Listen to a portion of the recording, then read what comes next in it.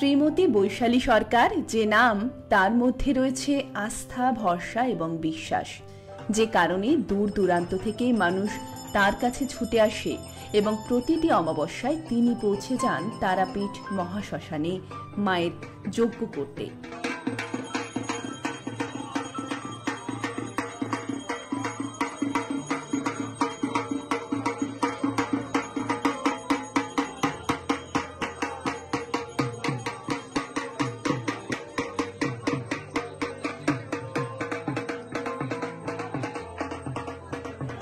অগণিত ভক্ত শিষ্যের মঙ্গল কামনার্থে তিনি কাজ করে যান এবং তার কাজ এতটাই ফলপ্রদ যে বারবার মানুষ কিন্তু তার কাছে ছুটে আসে, যে কারণে ভক্ত সমাগমের ঢল পড়ে যায় তারাপীঠ মহাশ্মশানে।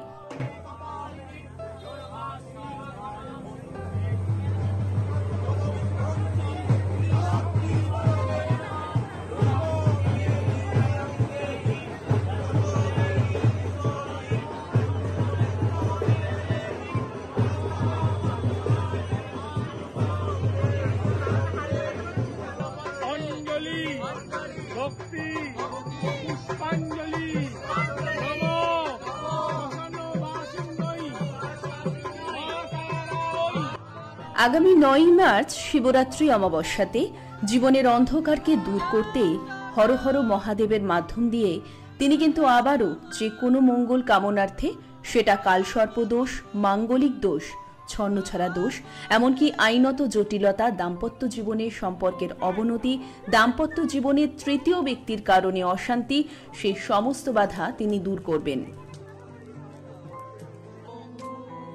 ভগবান শিব হচ্ছেন আদি এবং অনন্ত সৃষ্টির পূর্ব থেকেই তিনি ছিলেন, আজও আছেন, এবং মানুষের নানান কষ্ট মহামৃত্যুঞ্জয়, অর্থাৎ জীবনের 8টি বড় দুঃখ যন্ত্রণা, কষ্টে যারা রয়েছেন, ঋণের জালে জড়িয়ে যাওয়া, সম্পর্ক ছেদ হয়ে যাওয়া, কাছের কারুর মৃত্যু হয়ে যাওয়া, আপনার অপমান ও বদনাম হয়ে যাওয়া, এই ধরনের নানান সমস্যা থেকে মুক্তি যারা চাইছেন, তারা এই দিন সমস্যা সমাধানে আসতে পারেন শ্রীমতী বৈশালীদের কাছে।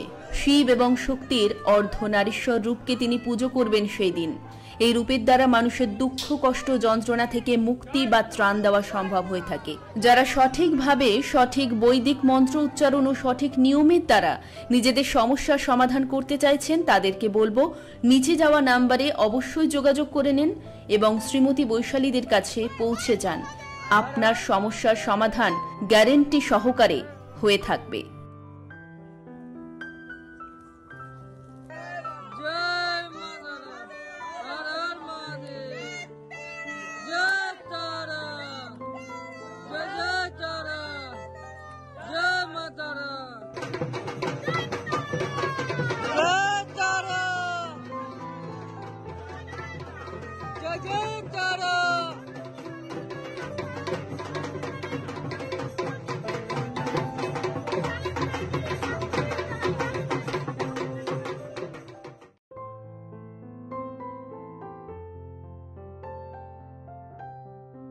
নমস্কার, আমার নাম অনিতা চ্যাটার্জি।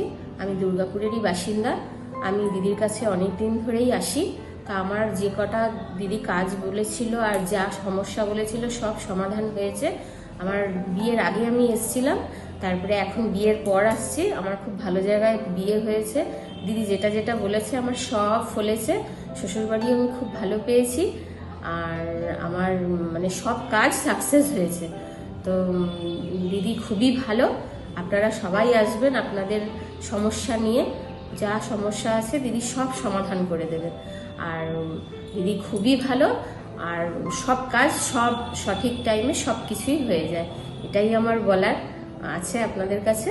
যাই হোক, যদি সবার ইচ্ছা হয় আপনারা সবাই দিদির কাছে যোগাযোগ করবেন আর আপনাদের সব সমস্যাগুলো দিদি সমাধান করে দেবেন।